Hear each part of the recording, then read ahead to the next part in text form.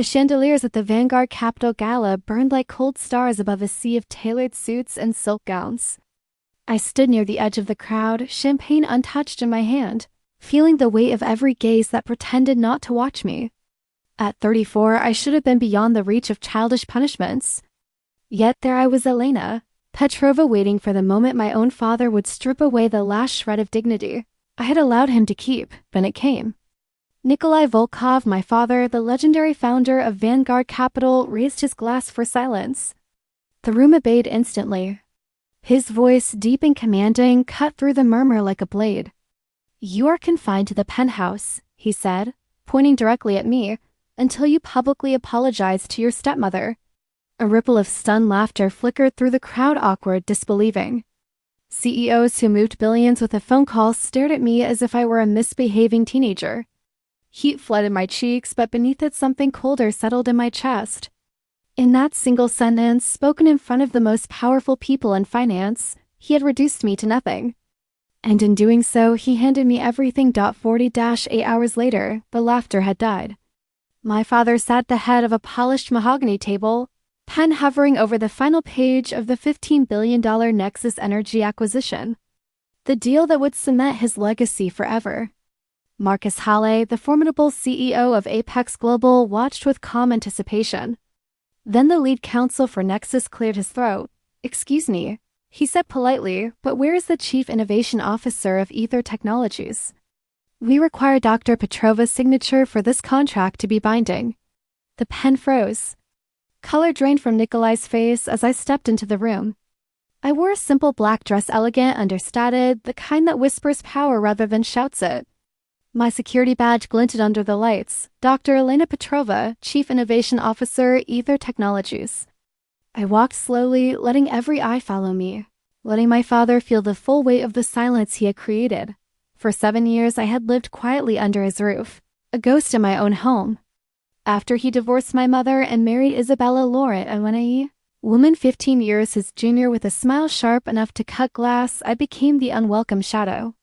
Isabella ruled the penthouse like a queen, and Nikolai became her most devoted subject.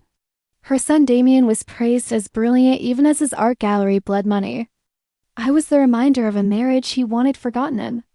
Too serious, too independent, too much like the woman he had left behind. Every quarter, $300,000 left my personal account and flowed into the family's main fund. My money paid for the antique Persian rugs that warmed their floors. My money funded Isabella's weekly helicopter escapes to private spas. My money kept Damien's failing gallery afloat. And when Nikolai's friends asked what I did, he would shrug with faint embarrassment. "Elena does some coding for us." Small projects. He never knew that the small projects had grown into Ether Technologies, a company valued at over $2 billion, operating in near total secrecy.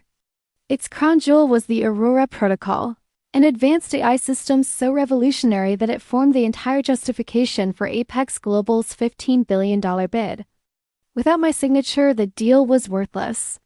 Without the Aurora Protocol, there was no deal at all. I had made myself small to survive them. But survival has a way of forging something fierce. Isabella was a master of calculated warmth. That night at the gala, she found me near the champagne tower. A new sapphire necklace gleaming at her throat, paid for, of course, with my last transfer. Her smile was honey laced with venom. "Elena." "Darling," she said loudly enough for nearby guests to hear. "Your father and I want to present a united family tonight." She produced a folder thick with legal documents and held it out like a gift. "We've decided you'll transfer your shares in that little coding firm to Damien. He needs a proper foundation for his investment ventures." I glanced at the papers, then at my father standing beside her, his expression stern and unyielding. This wasn't a request. It was a public ambush.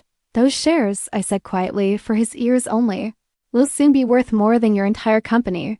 He dismissed me with a cold glance. "They might be. But Damien needs this now." Family helps family, Elena. In that moment, I saw the truth clearly. The man who had once carried me on his shoulders was gone. In his place stood Isabella's willing accomplice. And something inside me, long coiled and patient, unfurled. Nikolai clinked his glass again, drawing the room's attention. Isabella moved to his side, radiant and possessive. "We're celebrating a beautiful family moment," she announced, beaming. "Elena is generously transferring her company to Damien to secure his future." She extended a pen toward me. Every powerful eye in the room turned expectant. I walked forward slowly, feeling the hush deepen. My heartbeat steady, almost serene. "I have agreed to nothing," I said, my voice clear and calm. Isabella's smile faltered. "Don't be shy, darling. Tell everyone." I looked only at my father. "No," I said simply. "I will never sign those papers." His face flushed crimson. Isabella gasped theatrically. "She's trying to hurt us after everything we've done for her." Nikolai's control snapped. "What is this ridiculous little company anyway?" he demanded, voice rising. "Ether Technologies, some minor data toy. You're behaving like a spoiled child and you'll be treated like one." His fingers shook as he pointed at me. "You are confined to the penthouse until you apologize to your stepmother and show respect for this family." I felt strangely light, as if a weight I had carried for years finally lifted. "I understand," I said softly. "I am confined." I set my untouched glass on a passing tray and walked out past shocked faces. Past whispered speculation straight through the grand doors and into the night. I did not go home. Instead, I went to the private downtown office no one in my family knew existed. The city lights spread below me like scattered diamonds. I made 2 calls. First to Victoria Reed, my attorney. Then to Marcus Halle. "It's time," I told them both. "My father has made his choice." Initiate the Aurora Protocol sequence. The next morning, Nikolai and Isabella woke to an empty penthouse. My belongings were gone. My key lay on the kitchen island like a silent farewell. They assumed I was sulking at a friend's. They believed they had won. Then Victoria Reed arrived, impeccable in charcoal silk, carrying a briefcase that might as well have been armed. She entered their living room without waiting for invitation. "Mr. and Mrs. Volkov," she began smoothly, "I represent Dr. Elena Petrova." Nikolai scoffed. "Represent her for what? A tantrum?" Victoria opened the briefcase and slid the master contract across the table. "Clause 41, she said. The $15 billion valuation and the entire transaction rests solely on the signature of Ether Technologies' Chief Innovation Officer. The Aurora Protocol is the only asset justifying Apex Global's offer." Nikolai's confusion deepened. Then summoned the executive. "What does this have to do with Elena's hobby?" Victoria's smile was small and merciless. "Your daughter, the woman you publicly banished last night, is the founder, owner, and Chief Innovation Officer of Ether Technologies. Without her signature this afternoon, your payday, your fees, your reputation, all of it evaporates." The silence that followed was absolute. Before Victoria reached the elevator, Marcus Hale's email arrived. "Subject, transaction terminated, legal action commencing." The message was brief and devastating. Apex Global was withdrawing immediately. The deal's value derived exclusively from the Aurora Protocol and its creator, Dr. Elena Petrova.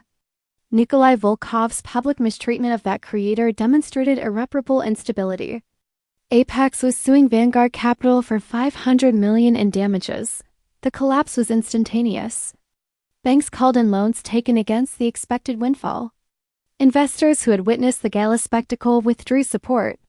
By evening, Nikolai was locked out of his own offices. Within days, Vanguard Capital filed for Chapter 7 liquidation. But the deepest wound came later, when forensic accountants combed through the books. They uncovered years of quiet embezzlement millions siphoned into hidden accounts. The trail did not lead to Nikolai. It led directly to Isabella. Her secret online poker addiction had drained fortunes. The desperate push to seize my shares hadn't been about Damien's future. It had been a frantic attempt to plug the gaping hole before auditors discovered it. Now federal prosecutors were preparing charges. The woman who had worn sapphires bought with my money would soon trade Couture for Prison Orange. 9 months later, I sat at a vast custom table in Ether Technologies' new headquarters, signing a $400 million government contract, stable, prestigious, untouchable. The city skyline stretched beyond floor-to-ceiling windows, alive with possibility. Then Nikolai asked to meet. We chose a quiet cafe from the worlds we had once shared. He arrived looking diminished, thinner, grayer, the arrogance stripped away, replaced by something raw and aching. He did not ask for money or influence. He simply apologized, voice cracking on the words he had never spoken to me before. I was wrong. I was blind. I chose pride and manipulation over my own daughter.